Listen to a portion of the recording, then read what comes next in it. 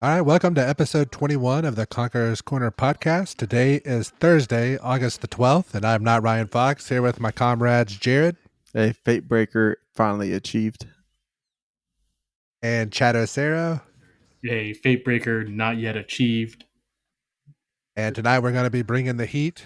Just make sure you subscribe, unsubscribe, subscribe, and unsubscribe, and resubscribe to the podcast on Spotify and iTunes. We are also probably the YouTubers with the most hours uploaded and the least amount of followers. So if you could help us out with that, Jared said he would send everybody $100. There's an asterisk beside that for some reason. I'm not sure why. I'm He still was taking already lessons shaking from his my head. wife. I'm still taking lessons from my wife on how to use this camera and get proper lighting and all that. So working the kinks out. But in the meantime, follow us on Twitter at Destiny CC Pod. Join the Discord server. Post all your roles. Get some LFG. You can all make fun of Jared at the same time while he just posts all his god rolls in there. So before we let the dogs out, let's get into what we were doing earlier this week. Chad. Oh boy, hot seat. Okay, we went in and obviously had to do our 3 runs of Atheon this week for me, since I'm the only person that needed any kind of Vex chances. I'm guessing, Jared, you got your last armor piece, or at least the last one for one character that you needed this week. Yeah, that's correct. Finally got a Titan helmet. Yeah, so that's great. I'm really proud of you, bud. But we did that, and then we did the master mode Atheon as well with someone who hasn't even done the master VOG yet. that was a fun. It was only like an hour and a half, maybe. Yep. I mean, it was just Atheon, but it wasn't even that bad. Yeah, Master Vault of Glass is, it's not that bad whenever everybody's 1341 plus and we don't have to worry about doing the challenge. We're just going to getting the encounters done. If you're just doing that, it's actually not that bad. Yeah, and then we should also give Wesley a little bit of credit. He did whenever we did which raid is it? The one with Gowron. What's the name of that raid? Yes, it was That one. The one with Gowron. Crown of Sorrow. Crown of Sorrow. His very first run on that he did with us, and we did a flawless run, which he was a part of, and he had no idea the mechanics or anything. So he's pretty good at the game. He's not near as good at trials as he thinks he is, though. So if he's listening, we just want you to know that. At least we did carry him to his Teraba. Yeah. We did carry him to his Teraba back in the day, and then we carried him through his first Master Vault clear. So I guess you could say he owes us. Yeah, just a little bit. The only other thing we did this week was the epilogue, where you go in and do some stuff, and I'll talk more about it later, but that was fun for me. You get to see Lakshmi in the room that you spun in on, and you may or may not bag her a couple times on your way out. But that's on you guys. Oh yeah, lots of fun going on in the epilogue, and I think Bungie really nailed it right with the story. Did you guys? I'm sure you guys have probably already have this done, but I did stack 60 bounties on my Warlock, and it actually came back to bite me when it came time for the epilogue. Yeah, because I wasn't able to get the quest, and I was like, I don't know what I'm supposed to do next. I do what it says, and nothing happens, but I had to complete a bounty in order to pick up the quest to do that. And whenever we get into that, I have a very embarrassing story to tell on myself about the epilogue. So I'll wait for that section before we get there. All right. But as far as that goes, going into the TWAB here, the first thing that happened this week is I believe it was yesterday. They released a picture of 5 of the champion mods that came out. We're looking at anti-barrier autos, overload bows, which I'm very excited about. Any bow mod is always very, very consistent. Unstoppable pulse, unstoppable sidearm, and unstoppable fusion rifle and linear fusion rifle. So that's going to be interesting to work out. I'm definitely going to take my merciless out and just see if I can wail on some champions with it. But I think I feel like every season usually has like 6 or 7 champion mods. They also alluded to the pen is mightier than the blank, and then they said they may have overloaded on that one. So they're kind of alluding to overload swords also. But we'll have to see. They're keeping next season really close to the vest, so we'll have to see what happens there. As far as that goes, how do you guys feel about those mods? I don't feel great about it. I'm highly disappointed in the slate of mods that's coming out.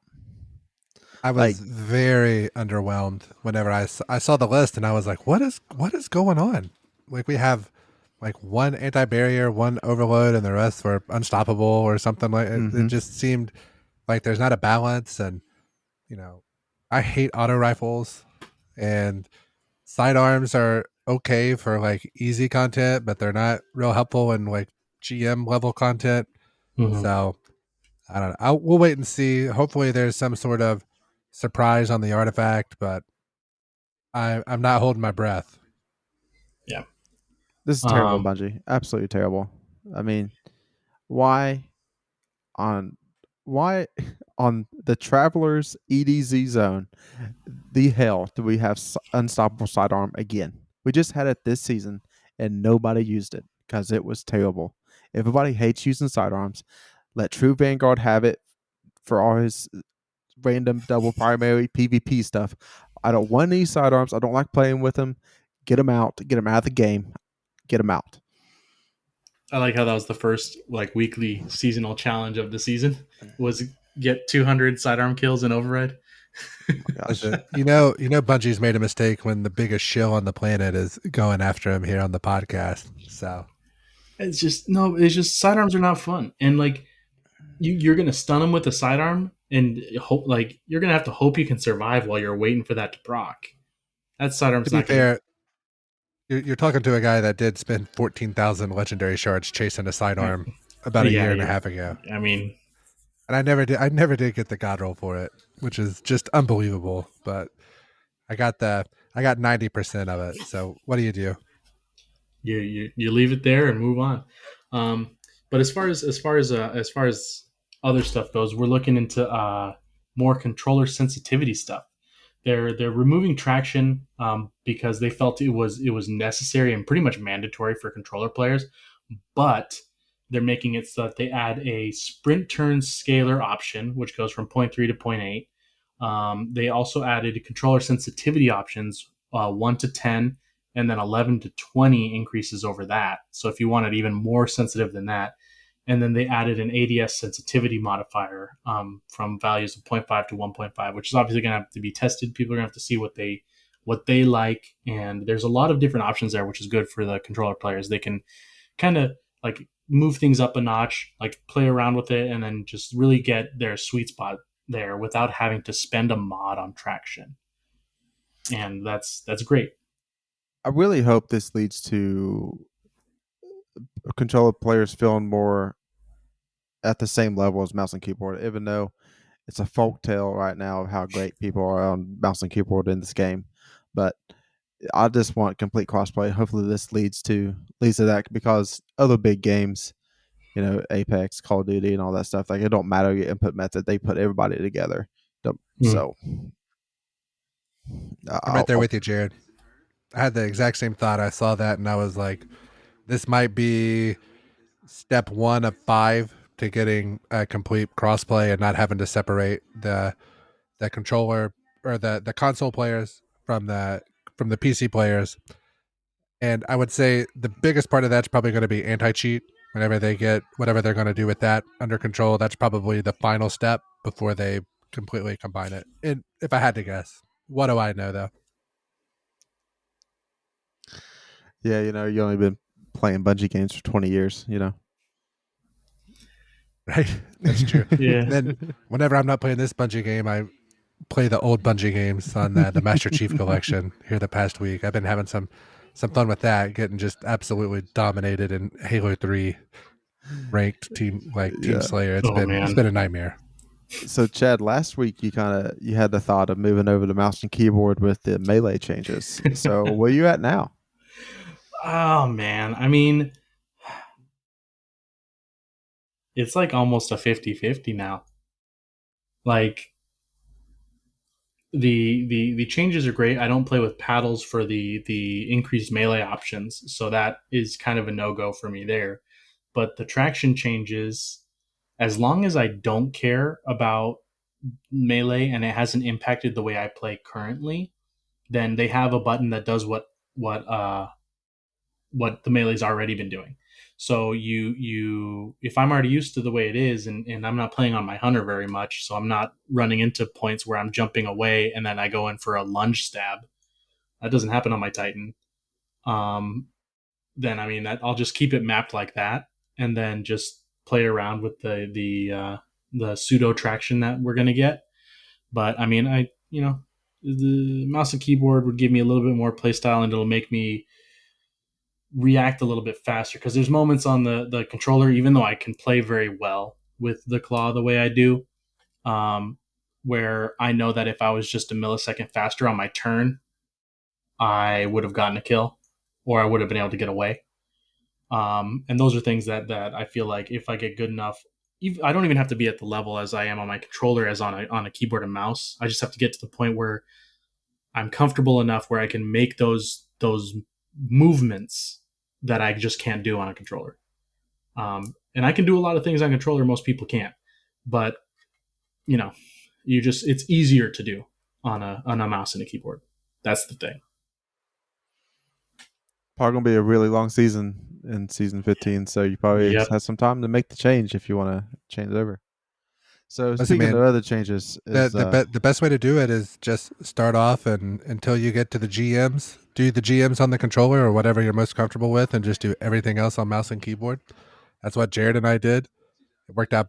mhm. It doesn't take very long before you're comfortable, especially if you do it in the first weeks of the season when you're grinding out that season pass and all the content and stuff, and the seasonal activity that's not ever really very difficult.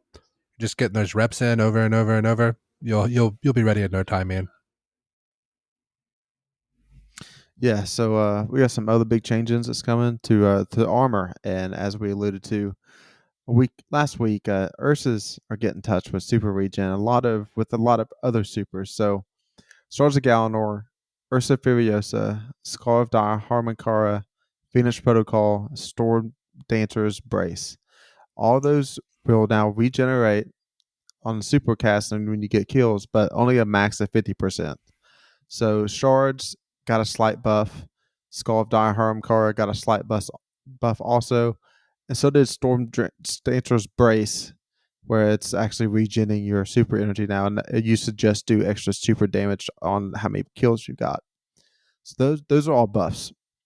And then so Ursa and Phoenix Protocol get a nerf because you could get like 80% of your super with Ursa, and then Phoenix you could get up to probably around 70%, if I would not. say at least 70, if not higher, depending upon like the amount of mobs that you kill, obviously. Yeah, definitely. And then orbs at the other super. You only need one more super to make orbs, and you're good to go. Especially Yep. with an Ursa orb, you can make like 6 orbs, and then you got your super back, so you're good. Yeah, so I think the strategy of like something super hard of a well into Ursas, you can probably still chain supers back and forth to get through some intense encounters if you're below light or just starting out in the Grandmasters. And then finally, we're getting a touch to Geomax stabilizers. You know, these have really been playing a lot in trials and how fast people can get their supers with the sprint the top off your super. And they're taking that away. So that does suck a little bit for PvE, but they also said that like with that topping off your super, it negated the like special finisher in PvE, the penalty of that taking some of your super away. So it kept the damage. So at least that's a good thing in the end. Yeah, you could essentially get to super, finish something for special ammo for everybody, and then just start running again and get it back. Yeah. I'm I never embarrassed. I did never it thought because of I that. never really thought about it. But as soon as they mentioned it, I was like, "Oh shoot, I have to go do it." Yeah, I know. I never thought about that, and I am ashamed as the resident warlock to do that. But Wow, I thought usually, everybody knew yeah. about this. I mean, with most of the time when we were running GMs up until like last season and this season, Yeah. I wasn't running Chaos Reach a whole lot. We were Yeah, running sure. Yeah. Wells for survivability quite a Mm-hmm. bit. Yeah. So all in all, I think that's some good changes there. I think making everything across the board 50% is good. This is basically the treatment that Orpheus Riggs got back in like season 6, Hmm. something like whenever we had Yeah, the Gambit Prime stuff going on. all the Reckoning Bridge. Yeah, yeah. I mean, the as long as all the supers get all of these got ranged to 50 everything. It's not like one thing got hit and everything else got left alone. They basically made it a level playing field for everything, which I'm fine with. I don't like when an exotic that I really like gets hit and then everything else gets left alone. Mm-hmm. It annoys me. Yeah. Um, and it just feels bad. Like as the Titan with the Ursos watching hunters get hit, I think they got hit twice because Galanor got hit too, but then it got rebuffed a little bit, right? Yeah. So now it's going to Initially, be more consistent. yeah, exactly. So, um, watching them be like monsters when they first came out, and then by the time I got them, because I got unlucky, I got them right after the initial nerf, and so I'm like, well, great, I don't Oof. need these anymore. Yeah. And then When they I think like buffed first them back launched up a little and bit. when I That first launched was in Forsaken, you took Forsaken, yeah, out like half the PvP map. I felt like. yeah, yeah, Yeah, easily. and they changed something because before it didn't matter. It was like even single target damage rebuilt the because it was just like the amount of knives that hit or something like that So at, they at first. moved a lot of the damage to the impact of the knife versus the AoE explosion of the knife. So initially you could stick it into people and into things, and then for a split second they're still moving, and then everything blows up. And then they switched it so a lot of the damage happens on impact, which is enough to kill people, so that they're not moving with the detonation like a Telesto bolt, and then blows up and kills a bunch of other people. Yeah. So we got some other hunter changes here. First up is the bombardiers. These things are pretty fun. You dodge and you leave a little bomb that shoots up and it's going to come down and do some damage. In PvP, it does 120 damage at the max radius that it goes out. And I don't know the decrease fall off, but that bomb is also going to have some now lasting effects depending on your subclass. So on arc, it's going to blind. Solar is going to burn. Stasis is going to slow, and then void is going to suppress. But the void suppression will not take out a guardian in their super like the Titan suppression grenade. So that's some pretty fun stuff. I think some people will be running this in Crucible. I do, maybe some cases low level PVE stuff to have some fun, blow stuff up, make it burn, I guess. But I say this is a cool PvP change to change it up. Graviton Forfeit, increase the bonus invisibility duration. Also, your melee is going to recharge faster based on the number of enemies that's near you while you're invisible. And then also, while you're invisible, you're going to get greatly increase to your recovery and your weapon reload speed. So I think depending on how much that duration goes up by, it could be really good with like the double class mod on your cloak. If you double that up and you dodge and you're on big tether, you can get your dodge back if you're with 100 mobility in like 10 or 12 seconds, I think, at that point. So you might be able to stay invisible constantly with that. And then the final change to hunters is going to be for Lucky Pants. So they added an intrinsic hand cannon holster mod. That's a new mod system, which we'll be getting to here in a little bit. But basically, it's going to slowly reload your hand cannon while it's stowed. And then a fully loaded hand cannon deals extra kinetic damage. Or if you're like a solo subclass and you have a solo hand cannon, it's going to do extra damage based on the rapid hits against a target. And maybe people's thinking, well, this might be great for Hawkmoon. Well, it is going to buff Hawkmoon a little bit, but you're still not going to be able to one-shot raid bosses with it. And this additional damage is for PvE only. It will not happen in PvP. Yeah, that's. I mean, that's gonna be fun to test out. We're gonna have to go into a Deepstone Crypt and shoot him in the face with 600s and just a bunch of Hawk Moons. Just go to town. But the next thing they talked about was the Titans. So first one was Precious Scars, and I know everybody knows that helmet. And so now it will create a burst of healing and bonus recovery around you whenever you kill an enemy with a weapon whose damage type matches your subclass. And then the Icefall Mantle, they removed the slower class ability Recharge Scaler.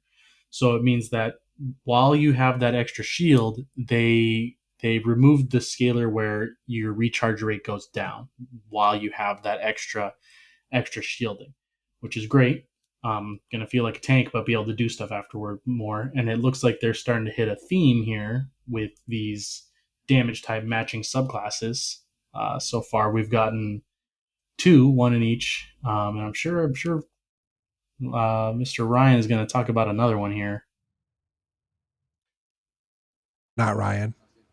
Sorry, Mr. Not Ryan Fox. Clearly not Ryan. So we had three that were brought up on the Warlock subclass. The first was Verity's Brow. It was changed to trigger when you get a weapon kill that matches your subclass energy type. So that is a big change. They also did increase the grenade damage bonus to 20% per stack. Previously, it was at 10%. I know Jared really likes to run Verity's Brow whenever he's running the Stasis Turret Warlock build.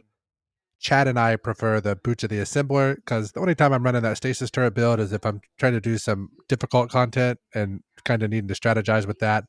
Whenever I'm running difficult content, I'm not a solo guy. I'm usually running in a fire team. So that's why I like the Boots of the Assembler. So Jared, since this is kind of more of your specialty here when you're running this, how do you feel about this change to this Warlock exotic? I think it's bad for the stasis warlock build in it because the only stasis weapons we have is that sidearm that Christ teaches 77k, and then we have the Salvation's Grip. So unless we get some stasis energy weapons this next season, which they said we're supposed to, depending on what they are, you're going to need to use one of those to get that grenade energy. And what I was doing this season was running it with Salvager Salvo with it, which already had Demolitionist on it too and Chain Reaction. So I could get 3 stasis turrets going up one time if I'm getting the kills enough right. So I think that's a pretty good nerf to probably in my opinion, the best exotic to pair with the stasis turrets.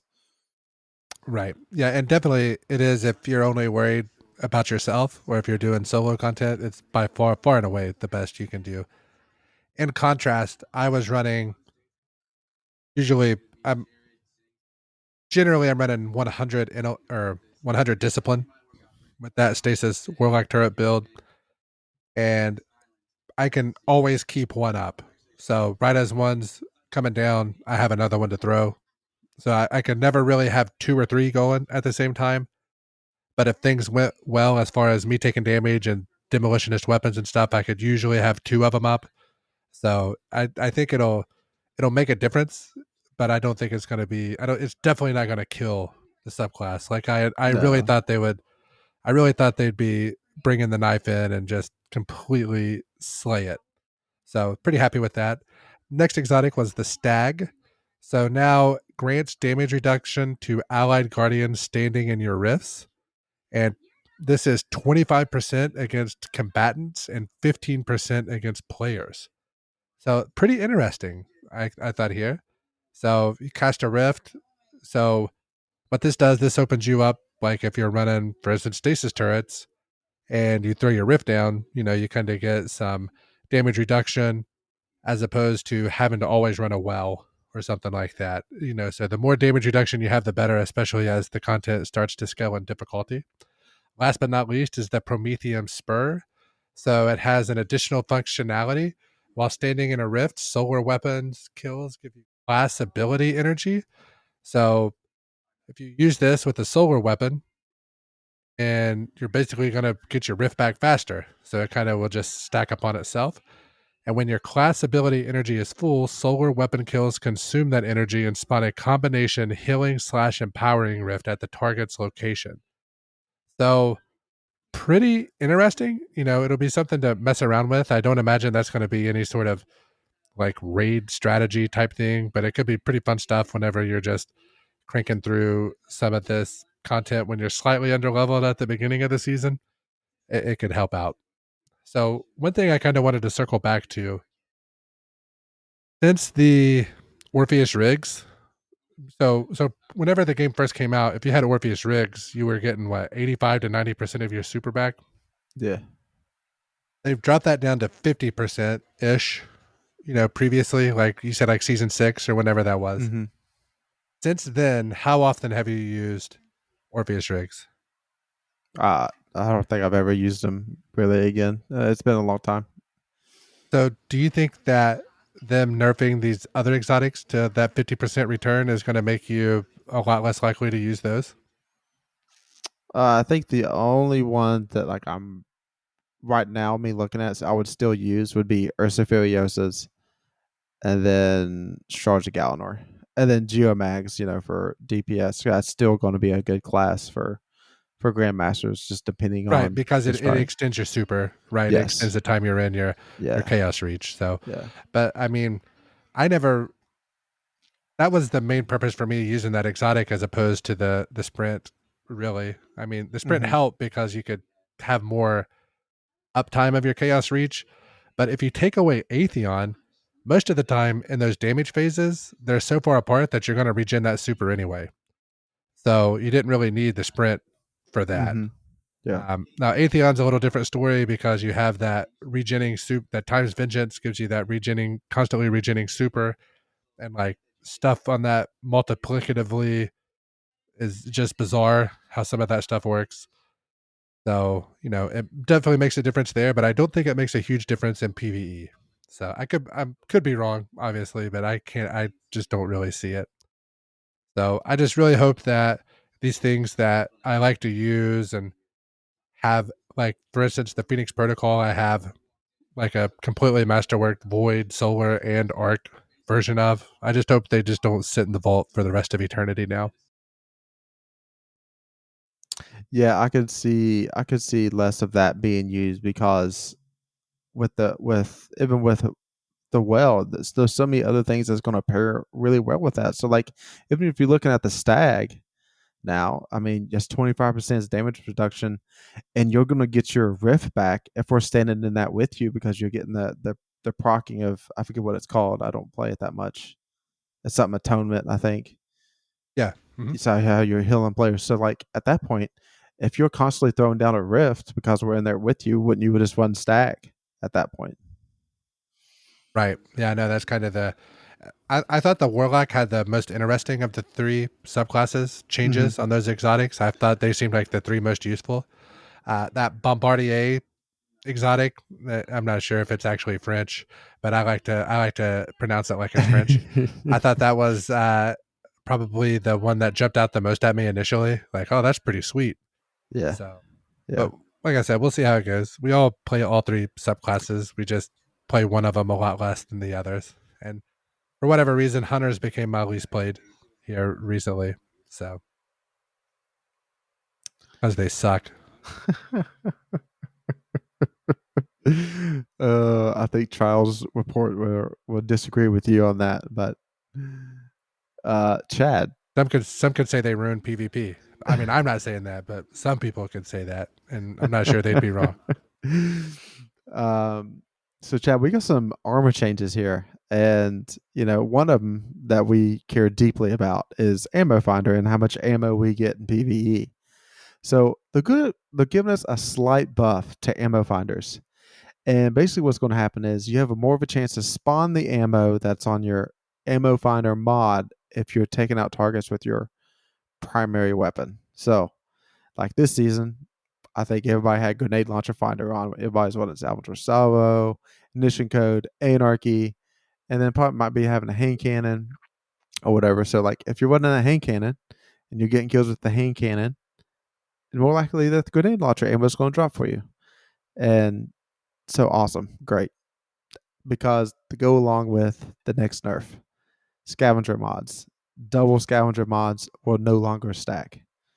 It's going to hurt us a little bit in PvE, but thank God they're taking that out of PvP. Yeah, I mean, I while I loved running my double fusion scavs, um, I didn't need full reserves on every fusion rifle after 3 kills. It's unnecessary. um, How's she gonna get Reservoir Burst? I I wasn't running that in Crucible, bruh. But I mean, it's a good change because sometimes it feels for the finders anyway. It feels like it's very inconsistent. Like you'll be sitting there plinking away with whatever you need, and you just can't get anything. Um, so it's good that they increase the chance there. While I don't like the scavenger change, it is a positive thing because it's going to make it so I don't have to run double mod. I literally can't. I don't have to anymore. It's the same thing with the reloader, what they did with that, where one reloader is max. You don't need to run double hand cannon reloader. You only have to run one. So they did the same thing with the scavengers. And I think that's a partial what they're partially going to do for especially for something like Anarchy. And then for them Crucible shotgunners, so they can't have max reserves and max pickups for that for the scavs. And then what they did also is they added in holster mods. So there's a couple weapons that are excluded. I'll get to those, but they added a leg armor mod that will slowly, kind of like reconstruction from DSC, add a bullet at a time to the magazine.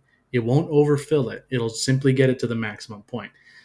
So you can run a hand cannon scav and a hand cannon holster, and that means that you'll get more ammo per pickup, and it'll slowly refill the magazine while it's stowed. And that's good. They got those for everything except for rocket launchers, breech load grenade launchers, and bows. So everything with basically with a 1 round mag does not have it because they didn't want to affect any weapon that has a mag size of 1. There might have been like a bug with it where it overfilled it. They might have been something weird with it, but I mean, it's if you're using a bow, you're knocking the bow back and forth, so it doesn't really matter there. And then breech loading, it's not a problem to reload those either, or rockets. But everything else has it, literally everything else. So that's going to be nice. For things with huge magazines like linear fusions, I'm going to wonder how long that takes with like a 200 round mag. Just empty out a Divinity, pocket it, and see how long it takes to fill that thing up. Oh yeah. Yeah, right. Like, is it one at a time, or does it depend on the mag size of the weapon? Right? Is it like, Yeah. is it always like, it's always 1%, or is it always like 5%? So it's like depending on the mag, it could reload 20 bullets. It could reload 2. So we'll have to see how that works out. There's also a little note that Ariana's valve is not included in the hand cannon, but if you have the catalyst, it has auto loading holster. So And make sure you guys get that catalyst. That changes that gun from like an A tier to an S tier for difficult content, in my opinion. One thing I think we might have missed, and if not, you guys can like flip me off or whatever. But when it comes to the ammo finder mods, the primary exotics increase the risk or increase the chance of getting those drops as well. I saw that on there. Yeah, So it's an even higher chance. Right. So it just gives you a little bit more reason to maybe not run like the highest damage, Xenophage, Anarchy, so the Lament, so most of us put those exotics there. Yeah, hopefully, because they talked about having those exotic primaries have more play in game. So hopefully next week we get some changes, but we get to see what they're doing for anti-champion or something like that along with them. I think that'd be really nice. It's very rare that I run an exotic that's not a heavy, like the last year, probably. The last 2 years, probably. Most of the time it's been Anarchy or Eyes of Tomorrow / Truth if you're going into Gambit. Maybe in Crucible if you're one of those psychos that uses like Vigilance Wing. Or I hate you. By the way, I just want to say that I hate everything about you. You're one of those guys, or Graviton. I think what's the finders don't Graviton work Lance? in Crucible. Because if the enemy has special, they're going to drop special. If they don't have special, they're not going to drop special. So I still hate him. I still hate him. Yeah, Chad. no, I know. I'm just saying that your hate's justified. Yeah, fair enough. Yeah. But then, So as I said last week, I'm going to be very sad this week, and I was correct. Their first sentence on this next section was Warmind cells are currently too powerful. And I know that 100% we can all agree on that. Without a doubt, they are 100% way too strong. Um, so they hit the basically they hit the damage and the range on them. So for the base cells, they reduce the range from 10 to 6 meters, and then they reduce the damage range based off of the your distance to the epicenter there from the initial 200 to 400 damage to 50 to 50. So it's going to be on a very lowered range of cells. They also global reach costs 3 instead of 1, and they reduce the increased radius from 20 increase to 10. So and this is something that I didn't know, but with global reach as of right now, you get 30-meter range on that cell.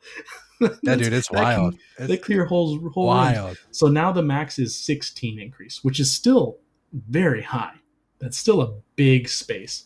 Now the next thing that they hit was cellular suppression. They reduced the suppressing effect from 3 to 2 seconds, 100% understandable. And then they reduced Wrath of Rasputin's solar burn damage from 100 200 range to 25 to 100 range. So you can max out at what is currently the bottom of the range there, which is, I mean, I get it's understandable. I guess I'm going to be moving on to more of a solar setup where many explosions, much burn, a lot of wow, and just making as many cells as possible. Because with suppression, you basically make a cell and then you just plink on it every once in a while. But now my attitude towards it is yes, suppression for high end content. But if I'm just gonna blow stuff up, all solar all the way. Going with Wrath of Rasputin, going with explosive like extra Rage of the Warmind as well, and then going with the healing too, just to make sure I can. Because if you're running that kind of cell build, you can make 3 to 4. I've seen 4 or 5 on screen at the same time, and you can do it. So that's what I'm gonna have to do, I think.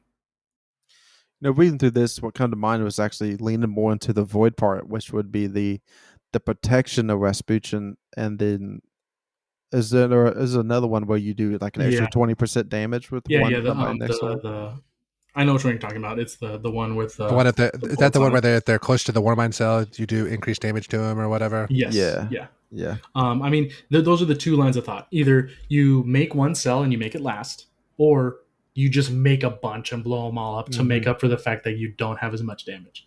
Those are the yeah, two lines of thought. yeah. And I mean, I'm going to do both of them, but you can't mix and match now. Like you got to lean into one heavily, which is fine. Yeah, But the void ones, the good void stuff costs a lot. it It's does. like the two good ones are 4 and then a 3. So you're gonna be hitting a lot of your mod slot for running a full void kit on that. Yeah, and I like to run those voids, especially because the only charge with light mod that I use is usually the protection one where you take like increased damage, and it's only like a 2 banger on your points. So I usually run like charged or the one where you pick up the orb of light and that, and then I will run like global reach, and then the suppression cell void because most of my stuff is void initially. So throughout the past few seasons, I've started collecting more armor and making them different flavors and masterworking them just to use some of my golf balls up. But I typically have a lot of void. So I'll probably still use that because if I'm using that stasis turret build, my whole goal is to keep everything confused or as far away as possible. So usually mixes and matches pretty well with whatever Chad's doing. We're usually buddies whenever it comes like raid time and stuff. So uh, we usually do pretty well because everything's suppressed and frozen and far away from us. So pretty fun time. And the next change is probably something that nobody is using, and that is elemental wells. And yep, but maybe they'll have a place in next season after some changes. So the first one is elemental ornament, and just to remind everybody, I want to say what this mod does, and that is weapon takedowns with damage type that matches your subclass element has an escalating chance to spawn an elemental well. So, what is changing to that mod is you're now increasing the chance of that spawning based on the tier of enemy defeated. So, maybe you get a guaranteed one if you defeat a champion. That'd be pretty cool. So maybe that scales down after that. The next, the other one they're changing is Font of Might. What does that do? That is picking up an elemental wear that matches your subclass, grants you temporary bonus to weapon damage of the same elemental type of the well.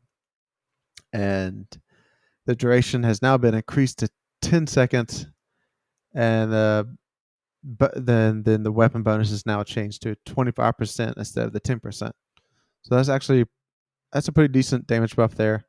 That's as much as the Warlock melee for the Warlock melee gives you. So that's pretty good. It's not wound me enough to change all my armor sets around to make well builds. And I think one problem with well builds and what Bungie is leaning into now is that they're making exotic and mods match your subclass and weapon damage type together. Why do you think Bungie is doing this? Just to artificially add more difficulty to things. So, and if you think they're even starting to add this stasis subclass, they're kind of leaning in stasis weapons. If you have stasis flavored weapons, you're going to imagine at some point you're going to have stasis flavored shields. So with that happening, and then we assume that we're going to add a new subclass, and with the next expansion, maybe we're not. Who knows? We'll figure that out in a week and a half or so. So I think it is to artificially inflate the difficulty, because as of right now, we can go 2-2-2 on everything with 3 people and 3 subclasses. We can have everything covered between our heavy and our energy weapons without too much difficulty. What's it take, like 15 seconds to kind of coordinate some sort of loadout to where everything's covered champion wise, as well as like damage flavor wise. I know that's not the official Destiny term, but I think that they are trying to make it to where, Jared, you need to be all void, Chad, you need to focus arc, and I need to focus solar, and then we're screwed with their stasis shields. So I think that's a way they're trying to make the game more difficult. I think they're wanting people to play into their assigned roles in a new way. Like, yeah, so if I'm focusing void and I'm on, a Night Stalker hunter, then like I'm focusing on going invisible. I'm throwing my grenades. I'm making you all invisible. I'm throwing a tether down, and all this stuff. Like doing all that, I need to be using a void weapon to go on top of that. And I'm like, what's the point? I have all these void abilities, and now I'm going to cover a part just in case Chad or Fox goes down, so that we can still complete the encounter, and we're not having single point failures. I don't like this. I think like Ryan said, it is a way to artificially increase the difficulty for things. But I mean, they already have ways of artificially creating difficulty. They did it with the way the weapon mods all worked initially. They did it with they've done it so many times. But I mean, this one is one of those ones where if you want to ignore it, you can build yourself in a way that you can ignore it. You don't have to worry about it. But if you want to be efficient with specific exotics, with specific mods, then you do have to pay attention. And I'm glad that I'm a Warmind cell guy and I don't have to deal with it. Yeah. But I mean, I remember saying a long time ago that when the elemental wall stuff came up, I liked it, but I saw that it wasn't good yet. And I see that they're doing this in a way to kind of push more people to kind of mess with it, to get people away from Warmind cells. I mean, they just need to add more mods that are interesting and good for the wells, and then I'll mess with them. Because right now they're like in a place where it's like, yeah, eh. But you got to do something. You got to do something spicy with it, man. Mm-hmm. And then I think the gripe that I saw with the elemental wells specifically was that they are a physical object, meaning if there's an explosion, they go Yep. flying off in the distance. So unlike Warmind cells, which just sit there, and charged with light stuff, which you guys just automatically get, or you pick up an orb which doesn't move and you get it, they can fly away. You can kill a bunch of ads, and then a grenade blows up, and then all of a sudden all your elemental wells are gone. And that's great. That's horrible. They just need to make them non-physical objects that they just sit there. Need to make them heavy, so they just sit on the ground. Not even heavy. Just make it so they're not interactable with the just gun. make them weigh like 1,000 pounds, and then they'll never move. Also, like add more gravity. make them like pyramids where they're not rolling down a hill. Almost like the shape of like a moat or something. We've never used that. We've never used that shape before. Listen. Here's the deal. These elemental wells suck. I said my piece on those last week. If somebody said, "Well, what if it was a Bungie dev?" and I was like, "Well, if they're a Bungie dev, they should be ashamed. They should know the game better than to use those elemental wells." So until they make Warmind cells way worse or make elemental wells way better, there's no point to touch them. They're garbage. They're always going to be garbage unless there's a major rework, and you're never going to convince me otherwise. I mean, I guess there's maybe one encounter that you get a 2% increase of total damage or something if 45 things fall specifically the correct way. So it's just not worth the hassle. It was a failure, and that's fine. Whenever you put a game out for 7 years, 8 years, sometimes things aren't going to work, and that's fine. I can live with that. But let's not, not try to polish a turd. It's kind of the way I see it. Let's just flush it down, and we'll start with something else. So I don't know if they're quite that bad. There's a couple builds out there with maybe Contraforce holds that you're going to focus on throwing as many grenades as possible. Maybe some bracers with also can throw. I think there's more play with warlocks and wells with than hunters and tights at the moment. So maybe this next season the mods change up a little bit, make it a little more easier for the other classes. But if we find a good build, we'll make sure to let you know, because it's going to take a long time to convince Ryan to use it. If I'm using it, it'll be worth your time. If I ever bring you a build with the elemental wells, you'll know, because I have a very strong dislike for him at the moment. So next season, we are finally getting new armor and Iron Banner. First time since 2 years ago, 2.5 years ago, we get brand new armor. And this brand new armor is coming with an intrinsic perk. And what this intrinsic perk is going to be doing is increases the chance of you getting an enhancement prism at the end of an Iron Banner game. And you don't even have to win the game to get it. So this buff is going to stack up to a max of 4. So still gives hunters the ability to run your clutch stompies, because God forbid you go into PvP without them. And Jared, you are a hunter. You're talking about yourself. I don't run stompies though. Let the record show. He is a hunter. He does not use stompies. I only use stompies for jumping puzzles. Yeah. Right. But yeah, so you can run 4 of them. We don't know the percentage chance, but easy enhancement prism for games that usually only last 2.5 minutes. So should be a quick and easy farm to get some prisms. And I think that'll be nice. I'm running low on prisms. I mean, I'm floating around 400. Prior to this season, I was between 500 and 600. This is the next one up. You're thinking of cores. Oh, I was thinking of enhancement cores. These are the guys that you can turn into golf balls. Yes. I have more of those than I have enhancement. I'm maxed out on those all the time. That doesn't help me at all.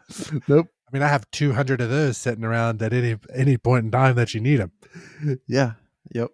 I think there's many people out there that's feeling the same way, especially if you're out there grinding Grandmasters, or especially if you grinded Nightfalls on double loot week. I mean, that's the way to do it. Like Yep. 3 or 4 GM clears on that double loot week, you could have 10 golf balls sitting in your inventory. Mm-hmm. As somebody that lost 20 golf balls out of their postmaster during the double loot week, you can get them back pretty fast if you decide to. The prisms are the same way. So another little change, the Iron Banner. Everybody cares about the weapons, and they are adding 2 weapons, but one is a sidearm, whoop-de-doo, and the other is a pulse rifle. So really not a fan of either archetype. Really, pulse rifle will have unstoppable next season. So if this pulse rifle, it might be good, it might not, but we'll wait and see if it's worth grinding for, because for the most part, I'm not excited. Hey, Jared, have you ever told everybody why you hate sidearms so much? Is this public knowledge or just like fire team knowledge? You have to click the mouse too much. I mean, See, there it is. That's one of the funniest things. That's one of the funniest things I've ever heard. You have to click the mouse too much. So He needs his finger for other things, Ryan. He's too busy to be clicking that much. And why would I use something that only has a 15-meter range?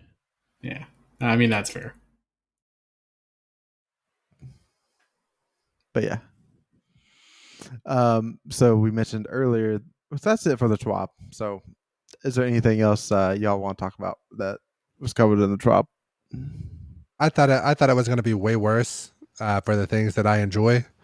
Those things I enjoy being that I thought that we were going to get a lot more of energy cost adjustments, which they did say global reach was really the only one that they touched on.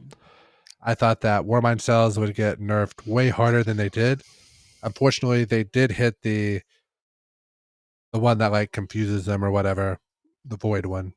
The ones that I use seem to be the ones that were hit. So that probably says something. They were the right ones to kind of tone down a bit. And otherwise,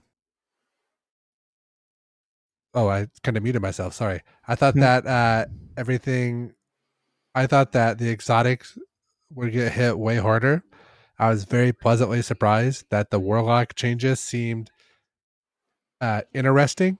Maybe not like OP like Phoenix Protocol was previously, because little known fact, if you're running a warlock and you have like Lunafaction boots on, whenever you cast the well, then you get that buff, and then you can switch over to your Phoenix Protocol and then get all your super back and still keep the Lunafaction on there. So there's some stuff that was kind of left over from previous that they're obviously they're addressing and making it not as overpowered, which I think the game's too easy already. So anything that makes the game slightly more difficult / not as easily busted, I'm all for. So guys can speak for your classes, but I thought Warlocks came out pretty good in this. I mean, the changes were like Ryan said, not as bad as we expected. They're fine. They're basically leveling out the field for all the super stuff, which I already said. And that's how I feel about it. The Titan stuff is unexciting, so I don't really have much to say there.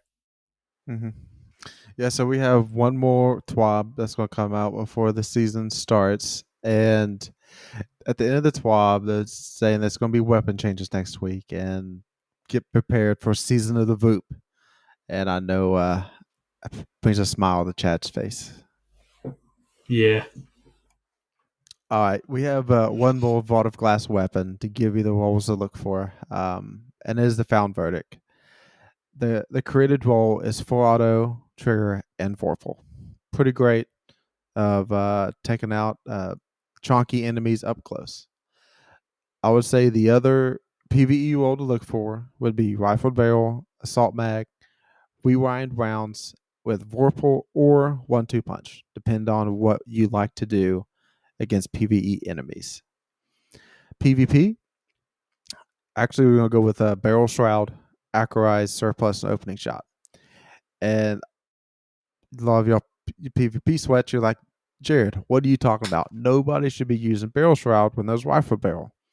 Well, shotguns reach a ceiling very easily, especially aggressive frames of the range that you can get to in one shot.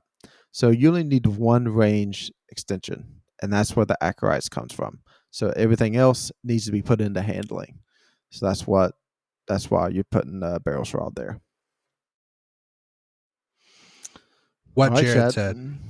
And again, fair enough what Jared said on that one. I haven't got a good found verdict. I haven't even gotten one that I've wanted to test. But I got the time lost one, and full out of Warple is great.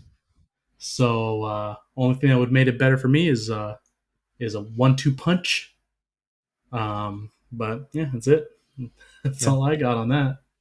Listen, I want that Vorpal. I know the curated role is all I need because all I can think about is that'll be really good against Shirochi, and that's really the only encounter that you're going to use a shotgun on, I think, anymore, as opposed to a sword. You know, or a non-slug shotgun. Yeah, for sure.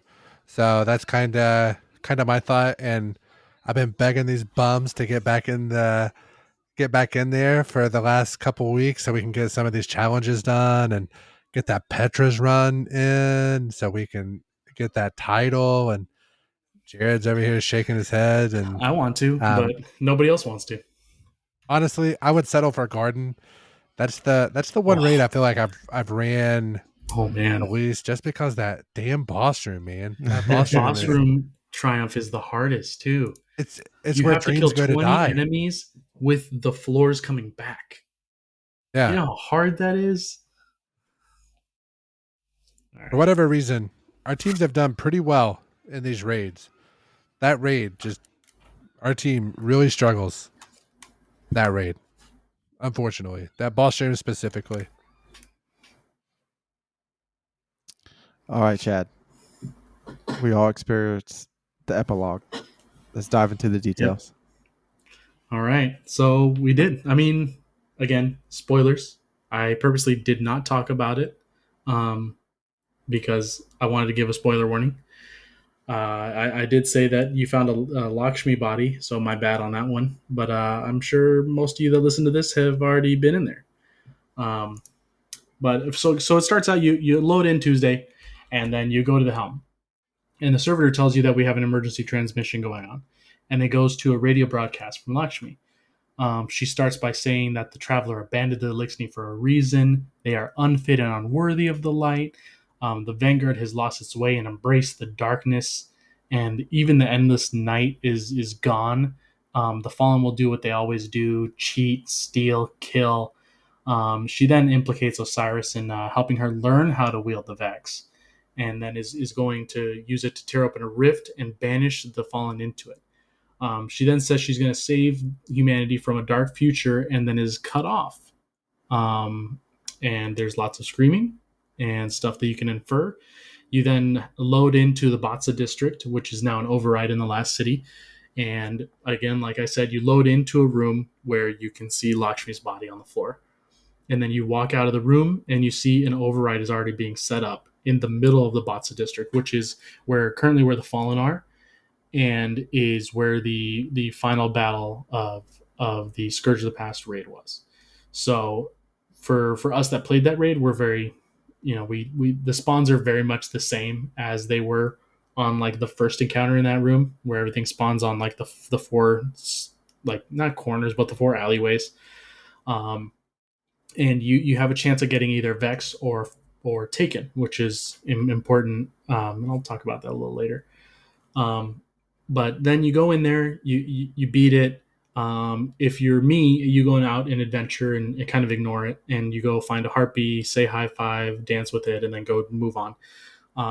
During the whole time, you hear Mistrax Kel working to defend his people, and Saint there calling the Elixni his people. And after everything's said and done, you witness a cutscene watching them both defend some Fallen, some Elixni, and then you see Ikora, Zavla, and oh gosh, how am I forgetting the name? of Pilot Lady. Somebody chime in, please. Holiday. That's right, Amanda Holiday. Holiday. With her chaperone, the only non-guardian there. So she was really in danger. And then you see Osiris on a building off in the distance, just watching things unfold, and then he leaves. Next thing is something that was bugged a couple weeks ago when Solstice started, but you get the lore page for the final page of the book, which is Ex Memorial, and it's the memorial setup for what happened here. So it starts off with him, Mistrax, saying that the air on the walls was thin, and Lakshmi was right about that. He stands there silently watching over the memorial. He leans on an iron railing, watching guardians and citizens moving around below, along with Elixni mixed into the crowd. He sees a drag approach the memorial and leads his child to stand among the mourners, and urges them forward. And the child places a gilded eggshell on the memorial's base. There's gold weaved in with the shell to make it all one piece again. And Misrak's throat tightens up at the sight because he knows that is a memorial for a lost child. So a little one had passed away, a little hatchling. So the walkway behind him groans as Saint 14 cuts through and makes way and stands shoulder to shoulder with him.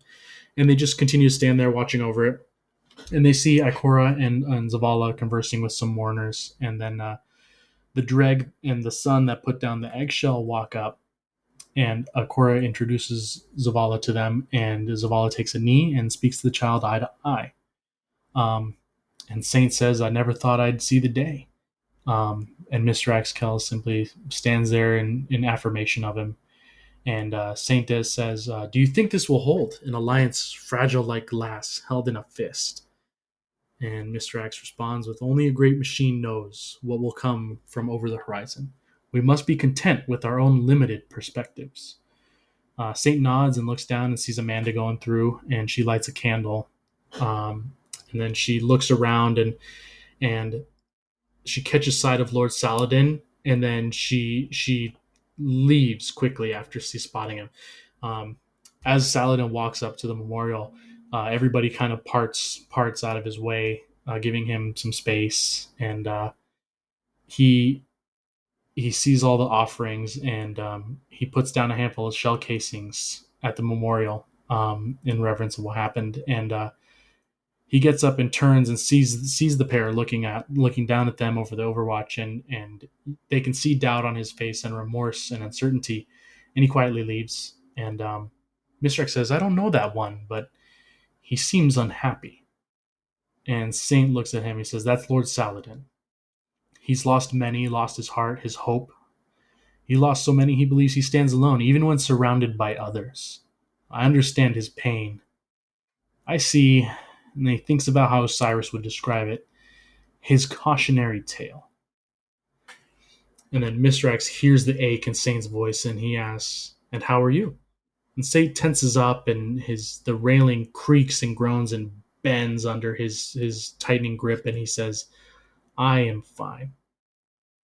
And Mr. X says, "Indeed," and puts his hand on his shoulder, and he says, "It's not above a warrior's station to feel pain, not above a warrior's station to express spirit wounds." And his grip firms on the shoulder, reassuring and stabilizing him, and he says, "It's not above a warrior's station to break." And Saint 14 nods and says, "I should go. Thank you, Kell of Kells. You are a true friend." And he says, "Go well, Saint. Find your lost phoenix." And that is the end of the epilogue. That's the memorial service for everything that happened to everyone that passed, whether Elixni or human alike. And that's the last thing we hear of everything. Now, I want to go back into that harpy that I know Jared is very excited to talk about. And I went in and I first was adventuring with him, and I said, "Oh, there's a harpy over here." And I'm looking around at it and hopping around, and I noticed that there was a pattern going on with its buzzing and its like eye blinking. And Jared's like, "Oh yeah, that is a pattern. It's Morse code." I'm just like, "Dude, what?" And he says, "Yeah, somebody already translated it. You want to know what it says?" And I'm like, "Well, I'm not going to translate it. So what does it say?" And he says, "It says assistant." And he has a big old smile on his face, I'm assuming. And That's because his favorite character ever in the entire history of the franchise likes saying that word. And before I say the name, there is a prophecy kind of that Lakshmi has, and it's on the stochastic variable, the future war cult sidearm, or not the sidearm, the SMG, and the number 4 one, which everybody agrees is the one that people see, is the number 4 prophecy was the Elixni Quarter, a crackling portal. Asher speaks. Fallen being attacked. Dead orbit overhead. Saint 14 besieged. Future war cult surrenders. Now, the main point that I want to make here is Asher speaks. He is the one that likes to call us his assistant. Since the moment we met him, he basically thinks of us as his assistant, doing tasks for him, experiments, fetching things for him, and doing all kinds of things. And all the time he calls us assistant. He never once calls us a guardian that I can remember. And so as soon as he made that connection, all the times that I hear assistant in my head just blow up, and I'm like, yeah, that's it. And I'm like, I remember there being something in the lore somewhere that didn't make sense, and it was the stochastic variable. Now, if we rewind back a little bit and go to Season of the Arrivals, there is the final conclusions for everyone that stayed on the planets that disappeared, and there's the Asher conclusion, which kind of lends a little more credence to what happens. And it starts with, as Asher Mur watches his assistant's ship tear into orbit for the last time, it occurs to him that he had not expressed how truly satisfactory he had found some of their work. And it goes on how he thinks about leaving a letter, and but there were others more deserving of his thoughts, and he works on descending priority. So he never makes it to his assistant. So he instead heads to the Pyramidion. So he knows that something's going to happen on Io, and he knows where he wants to be when it goes down. And he does tell us this kind of throughout this Season of the Rivals. But he goes into the Pyramidion, and he says that the Vex are not born, yet not created. They desire to understand this conundrum brought Asher to Io. So he reasoned that the pyramid, with its alien resources and unknowable power, had likely come for the same purpose. The dark ship sought to take the secrets of the Vex for itself. So Asher, being the scientist that he is, said, no, I was here first. This is my pyramid. So he goes in, stands at the gate. The Vex security responds like he expects, and he was prepared. And all of a sudden, there's a pile of corpses on the plates, and he goes inside. He destroys at first 100, 200. A Minotaur roars into being in front of him, and he crushes its radiolarian core with his Vex arm. And he climbs forward, clawing over their clawing limbs and just ripping them apart, piece by piece. He slips on some of their fluid, but he keeps going. He's obviously hurt at this point. He has a mouthful of blood, and he just keeps moving forward. He pauses at the whirling gate and watches the aperiodic waves, and then steps through at the only possible moment. He walks steadily through laser grids and seems to bend around him. He walks through the gravitational tourbillon as the ground beneath him flickered and shifts. And the Vex begin to watch him. No longer they're going after him, they're starting to observe him. So the corridors of the pyramid are lined with red eyes, mannequins standing there watching as he passes. A familiar area unfolds before him, a cubist sinkhole, and he looks at the sky where the sky should be and finds an impossible shape, another fractal contradiction far above him, placid in its Penrose vortex. This vast radiolarian lake lapped gently at the metallic shores. The man reached up to the lake with his metal arm, and then reached with his arm of flesh. He reached with both and brought the lake down. So that's the end of that one. That's the end of his story as far as the lore goes. But it basically is talking about him bringing in the lake, like it's floating above him, and he brings it down to himself so that he can conduct experiments on him, and he can maybe take control of it. He's been conducting experiments on the Vex for a while, so I'm assuming he's going to try to take it for himself. And then we get this harpy which is beeping out assistant at us. So I'm assuming that he has some sort of control, at least over the one harpy, throughout the Vex system. And all that's telling us is that Io is gone, but he's still there somehow. Maybe in the Vex network, who knows? I'm really R.I.P. hoping in peace. he comes in and goes, Savathun again? Assistant, don't you ever learn? I mean, it brings a lot of questions because what I wanted to bring up also is the have you guys played enough where you get taken on the last override? No. Okay. Are we gonna be honest on this podcast about our experience with the epilogue? I just was. Okay, so I played the epilogue, and I get to the part, and I run the override in the last city, and we kill the boss, and I loot the chest, and I have to pee really, really, really bad. So I run to the bathroom and I pee. Then I come back in, and it's the very end of a cutscene to where Ikora she cast like Nova Warp or something, and then it shows Osiris like standing on top of a building and then crouching away or walking away. And that's all that I knew about what happened in the epilogue until you just told me what happened. So, um, yeah. So I'm just being real honest with you.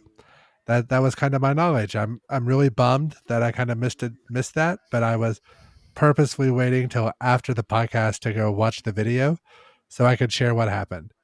Why would they ever just throw a cutscene in after that override mission that I've done 100 of this season, and then you just end up in orbit? Why was it done that Where way? are they supposed to put it, Ryan? It's literally happening right as we beat the last boss. Like it's literally within like what's going on. It happens right then. Listen, I'm just saying, why couldn't they have just added another quest up and then you just select that after your override mission?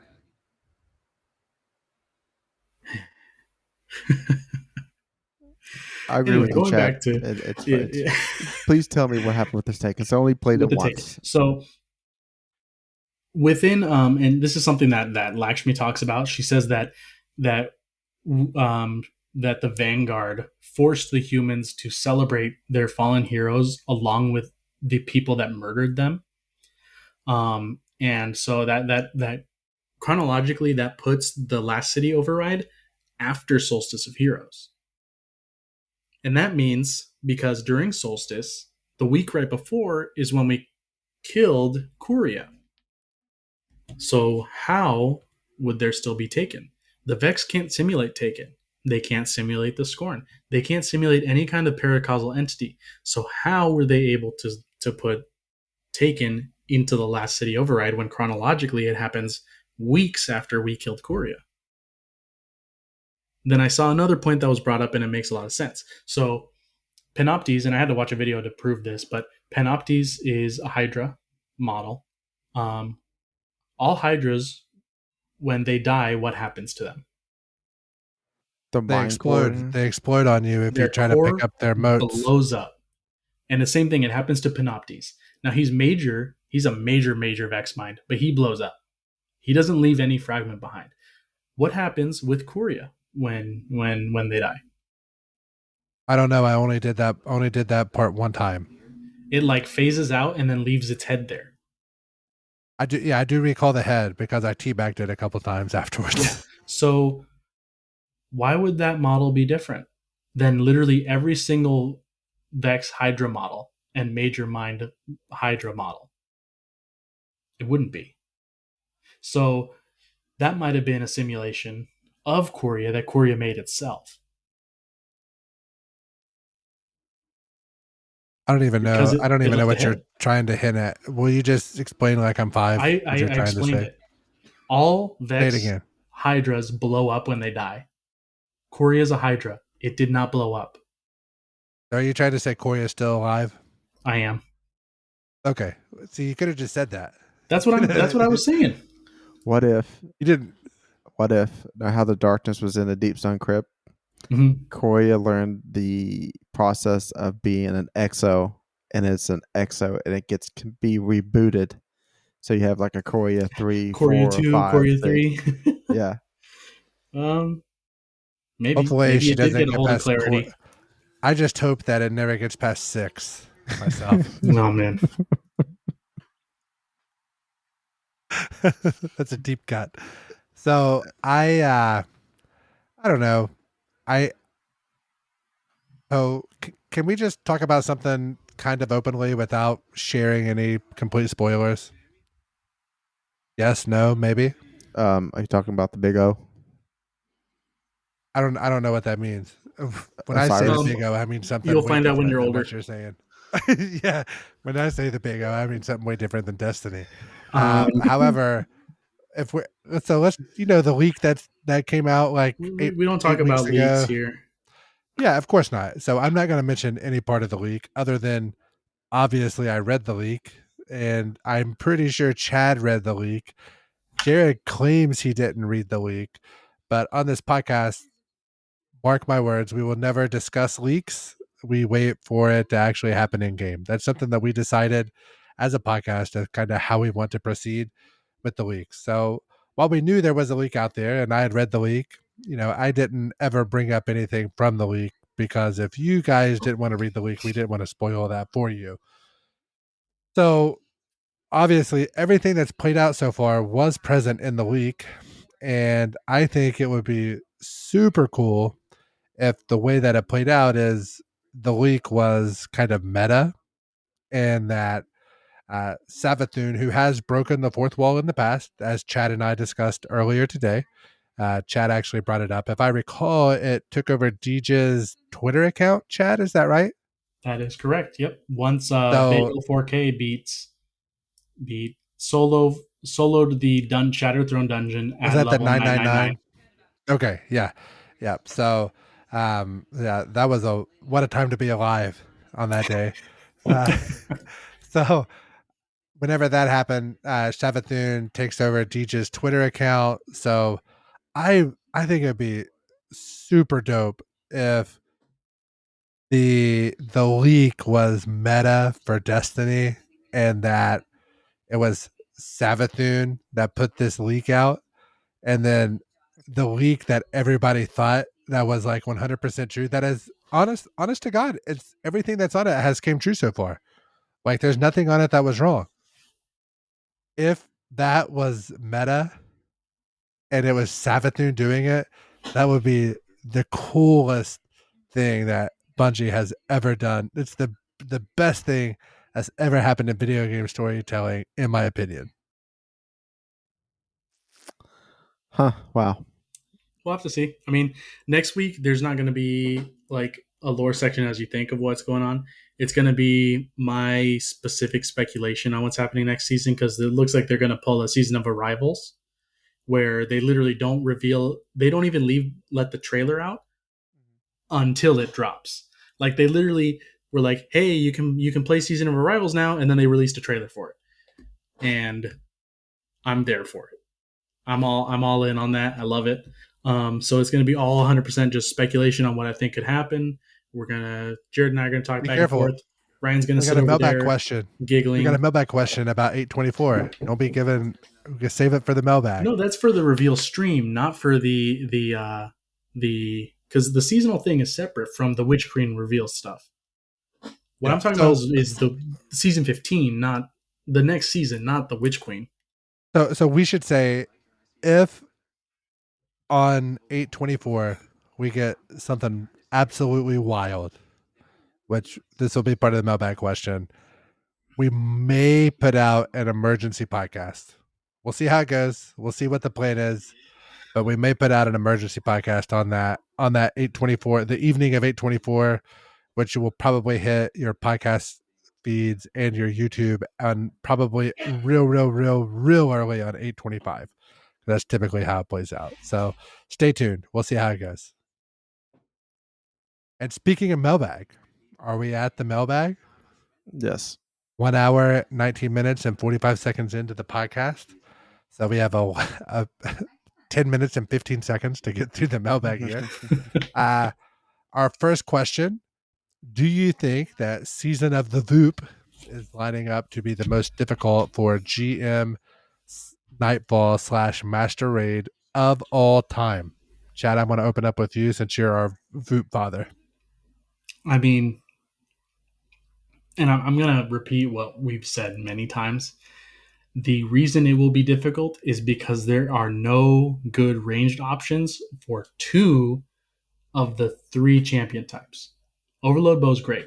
Super consistent, super well done. Don't even have to worry about hitting multiple shots. It's one shot, one stun. You're done. But the Unstoppable Pulse, I guess, is ranged, but then you're going to have to do something else for damage. And then Anti-Barrier Auto is mid-range, so if something's far away sniping at us, it's going to be inconsistent. So it's without having ranged options, it's going to make it a lot harder. To me, it's going to be a lot of Divinity and 2 Izanagi burdens. That's what it's going to be going back to. That's fine with me. As the Divinity main, whenever the time calls for it, that's fine with me. I enjoy running the loadouts that help the team. I guess if I played like an actual MMO, I would be a healer. Kind of like Chad and I, we both ran healers whenever we played Overwatch as a Mercy main. Chad played the what's his name? The Jamaican fella? Lucio. It's top 5 name of all video game characters of all time. I have to say Lucio. So I enjoyed running that, and with these 2 guys bring in the DPS, it works out pretty well. So I really enjoy that. I don't have much else to say. I think it will be fairly difficult. I saw Jared got a little bit of DMG action on the Twitter instead of going from the @DestinyCC Pod Twitter account. He decides to go from his own personal Twitter account. Yeah, I mean, some would call that selfish. I'm not. Keep in mind, I'm not saying it was selfish to use your own personal Twitter. Some people would say it was selfish. You say something on Twitter, you think that nobody's going to see it besides like maybe 1 or 2 people, and AKA me. Yeah, and DMG actually replies to it. But I do like how Ryan is always the one that says we got a minute and 15 seconds to get this one in, or 10 minutes, and then he's over here talking for 2 minutes. Oh man, I'd be a good politician with these filibusters getting in here. All right, next question. What are you expecting on the 8/24 from the Bungie reveal stream? Listen, do you guys want me to take this one personally, or do you guys want to talk and let me wrap it up? Because I've got a lot of thoughts on this. You got too many thoughts, Ryan. Then get them all. Get them all out. All right. So here's the deal. So we know that we have this Bungie stream on 8/24. What to expect? So we know that we know absolutely nothing about this season coming up. We don't know the name of the season. We don't know the content of the season. All that we know, I'm pretty sure, is that it is the last season that is part of the season pass, which theoretically runs us to the next major expansion release, which is the Witch Queen. And we know it's called the Witch Queen due from the last reveal about a year ago this time. So we know that Bungie announced earlier this year that due to COVID and kind of things not coming along real well, they're going to have to push the Witch Queen into next year. So as a podcast, we've decided that's February or March. We don't have any sort of actual date on that. That's just us. That's just our speculation. So my speculation is we're looking at a March release date. I'm fine with that. Let's get it far away from November, like November. We don't need November. Let's let Call of Duty play their November games. Let's let Battlefield play their November games. Let's dominate the winter / spring. That's our time. Let's get everybody back into Destiny at that time. That's fantastic. So 8/24, we're going to get the next season, which is what, 15? We're going to get season 15. We're going to get crossplay details. We're going to have name changes. I imagine we're going to get some sort of Crucible like slash sandbox updates, new game types. That's going to prolong us. We're going to get something that's going to be an Age of Triumphs type deal. They're going to probably rotate some raids, maybe add a master mode on at least, if I had to guess, the Deepstone Crypt. Maybe they go back further, depending upon what the content of that season is. And then the most important part, we're going to get that Witch Queen reveal. We're going to get the date. We're going to get a release date. And if you guys recall, it's probably been 3 months ago. There was just a random ass day, and all of the Bungie employees were tweeting out, "Oh my God, so excited to be part of Bungie. So excited that we're working on this." And this is from like 15 to 20 like verified employees at Bungie. They're all tweeting this out. The internet's like, what is going on? You know, I think that what they saw that day, we're going to see 824. We're going to see this. We're all going to be, our jaws are going to be dropped. You know, we're going to be like, take my money, give me all those Eververse, you know, give it to us. Let us have it. Put it directly into my veins. And then Microsoft announces a couple of days ago, hey, guess what, guys? Gamescom that's going on. Let's put our Xbox, our reveal, our Xbox like what am I looking for? The thing where they talk about their like keynote speech starts at 1:00 on 8/24. Now we know that Bungie's is going to be before 1:00, maybe even ending at 1:00. This is all Eastern time, by the way, because that's when reset is here, right? So we got Bungie, we assume, and then Microsoft coming in directly afterwards. So I expect there to be a Microsoft Bungie crossover type thing. What this could be is your question. Well, it could be Bungie slash Destiny is no longer going to be tied to Steam. It will be part of Xbox Game Pass Ultimate. This is what I expect to happen. If you're an Xbox Ultimate Game Pass Ultimate subscriber, you're going to get be able to use all those DLCs. That's going to be part of your subscription. Also, speaking of the leak that we discussed earlier, some of the things, and you know, if you've been on YouTube or any sort of social media, you know, there's been these rumors of this Halo slash Destiny crossover event that's coming. That's going to be an Eververse type thing. Guess what game comes out this fall? Bungie announces Destiny or Halo Infinite. We get a Halo crossover into the Destiny world, and I fully expect there to be, you know, here's the long shot. The long shot is Microsoft has some sort of exclusive something with Matter, Bungie's next game. And I think that there's going to be something there, maybe like Game Pass Ultimate, definite, in my opinion. Halo crossover, very likely. And then Matter exclusive, something or another, long shot. That's kind of what I'm expecting. What are your guys' thoughts on this? I think you hit the nail on the head there. The only thing that I have a feeling that might happen is that Bungie's going to change up the seasonal package year, and like usually it goes big expansion, then 3 seasons. We're actually going to go a season, big expansion, and then 2 seasons following it. So everybody thinks we're going to have a super long season. We're actually going to have like a normal season and then another normal season, but that the next season 16 would actually just going to be like a season, not the expansion, and the expansion is going to be in season 17.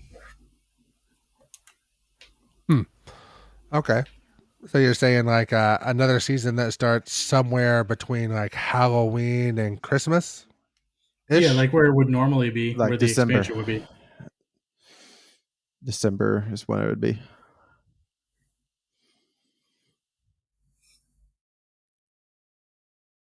All right, next question. Hold on, Chad. Let's hear your thoughts. You don't get a weasel out of this.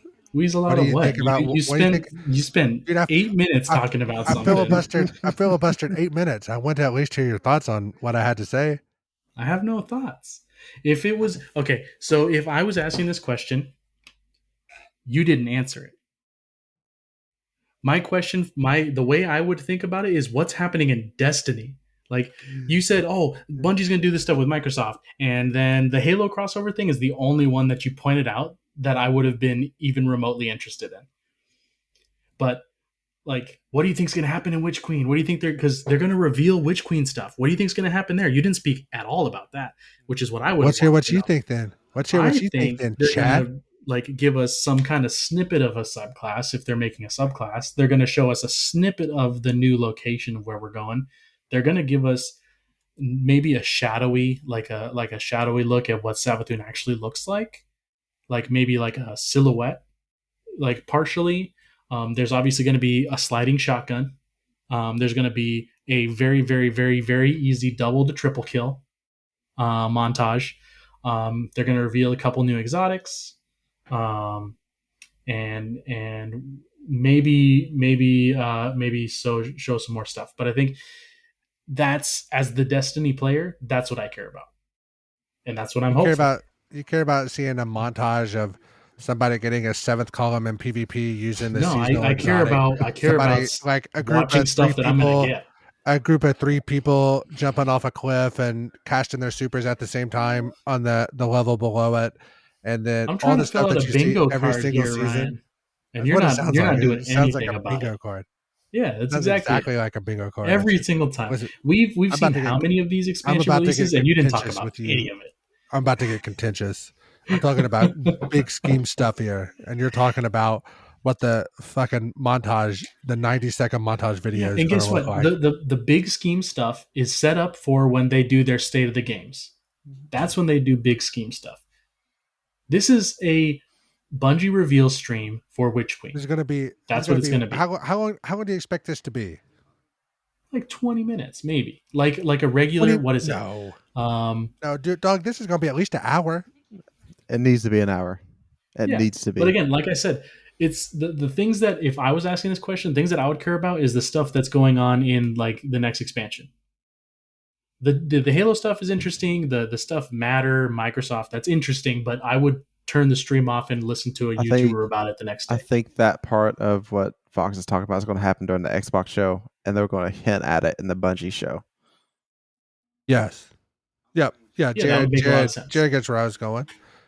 Yeah. I mean, I think that the fact that they're back to back essentially, or we assume they're going to be back to back based upon previous timing, means that there is some sort of collab that's happening. I think there's no shot they're going against each other. They're at the same time, live stream and stuff. No, especially as friendly as Bungie has been with Microsoft, all the way back to the Halo days, and then even with Destiny 2 being on Game Pass with all the expansions included in that. So I think that Bungie as an independent studio, especially now that they've got the Communist Party taking over, like 10% of their company, they like that Microsoft money, and they need that money to help keep them afloat because they are the world's largest independent studio, other than like Rockstar. Well, no, Rockstar is backed by Take-Two.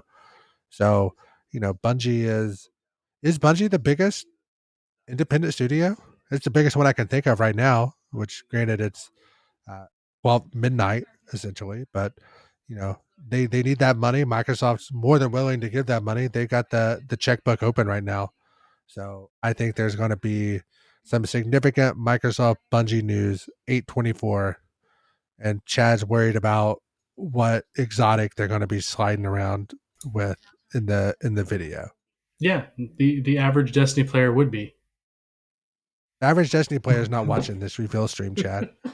I know, but you also didn't answer the question for the average person. You answered it for us, which is great, but then you didn't answer it for anyone else. The average person's not listening to this podcast either. I want to expand our audience, Ryan, and you're not helping me do that. And Fox's video cuts out too. It's hilarious. So, Chad, next question. On. Was Asher Murr the worst planetary vendor of all time? That is absolutely incorrect. No, he was the best. They had the best lines. He's a scientist. He cared about getting to the root of the problems, understanding the Vex, getting answers, writing dissertations. get to the cold hard facts. Give me. I want him back. Yeah, I mean, after before this week, I despise Dasher just because he's annoying and he annoys me. He calls me assistant. Fuck you, man. Um, but after the lore reading this week, we only get one F word, and I used it earlier. dang it, I didn't listen to you. You're gonna have to edit that out then.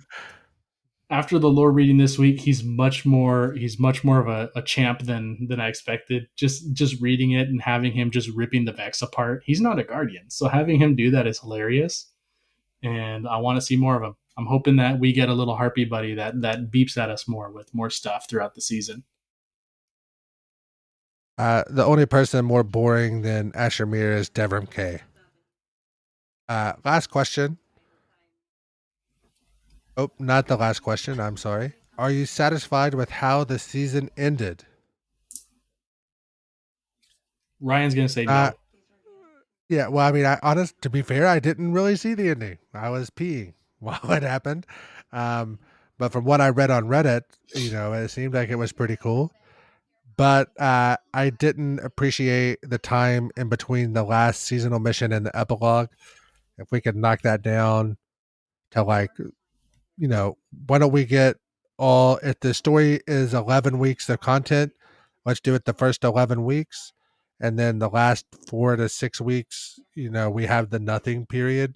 And that's when you can do your triple infamy, your Iron Banner, your double Nightfall rewards. Crank all those out in those last weeks to fill that content, and don't space the seasonal story out with that big gap in between, in my opinion.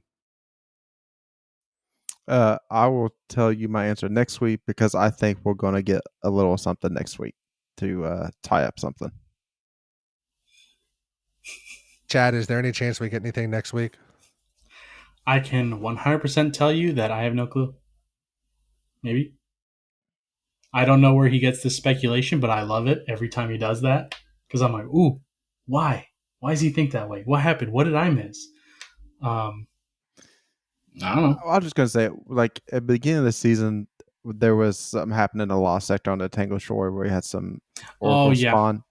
And I think that's going to lead us into something happening in the Bungie reveal.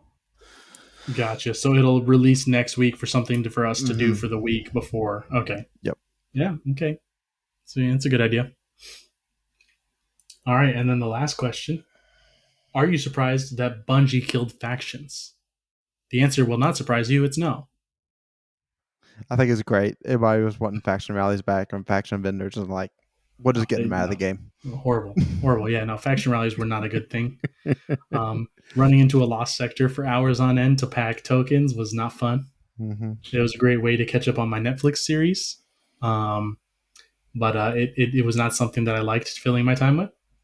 And I mean, like, they had mission statements, and so far Dead Orbit's the only one that succeeded.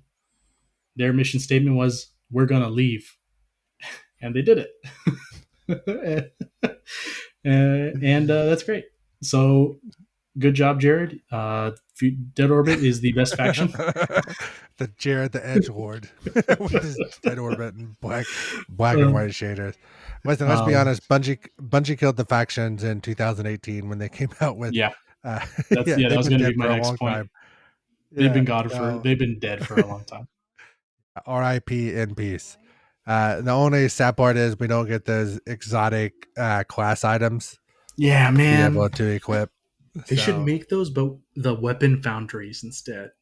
Like, what if we just get 10,000 kills with Amalan? Get 10,000 kills with Tex Mechanica. That would be dope. But now we could have like the Elixni faction and then have the Kaido faction. Yeah, and we can like have them as vendors and rank up rewards for them and get some of their weapons. I mean, technically you do with the Splicer, with the Servitor, and with the War Table. Technically you are. Yeah. Listen, I'm still anti-Kaido. Let the podcast record show. I don't trust Kaido. I think she's. That's because you don't pay attention to the lore because you hated that season. That season sucked, dude. You're not gonna convince me otherwise. So I think that was our last mailbag question. The only thing that would have made that season better is if Zavala would have died. So we'll wrap the podcast up here, and make sure you follow us on at Destiny CC Pod on Twitter. Please go to our YouTube page and follow us and stuff, so we're not so embarrassed to have that out there. If we're gonna do these face reveals, and I know Chad's getting ready to become a Pokemon streamer, he's gonna be super famous, being Nuzlocke. Is that what it's called? Nuzlocke runs. Yeah, Yeah. So it's gonna be Chad, rough. What is your Twitch channel? Let's get you some promotion out there, man. It's Chatocero, baby. Just Chadocero. Chatocero. That's Follow correct. him on twitch.tv/ and watch those Pokemon runs. They should be starting up next week or so. Oof, I'm hoping next week, but it's with next week. There's gonna be like a 1 week of runs and then a complete break for like 2 months. Yeah, you can So watch us all play Destiny. So yeah, it'll be it'll good. be a lot It'll of be good. Destiny, and then because like I said, I've got a practice run going right now just to really get my feet wet, and then trying to figure out how to do overlays and stuff in OBS and learning all that stuff Oh still. yeah, So it'll be a minute. It'll be a minute. and Chad definitely has the best hair out of all three of us. So that's another reason to tune in and watch him there on the Twitch. Like I said, follow us on Twitter at Destiny CC Pod. There we have links to everything that Discord, podcast, YouTube, yada yada yada. Jared, what do you have to close this with, dog? Thanks for listening. You listen to this podcast and downloading or watching on YouTube is all I asked for, and thank you for that. Love you guys.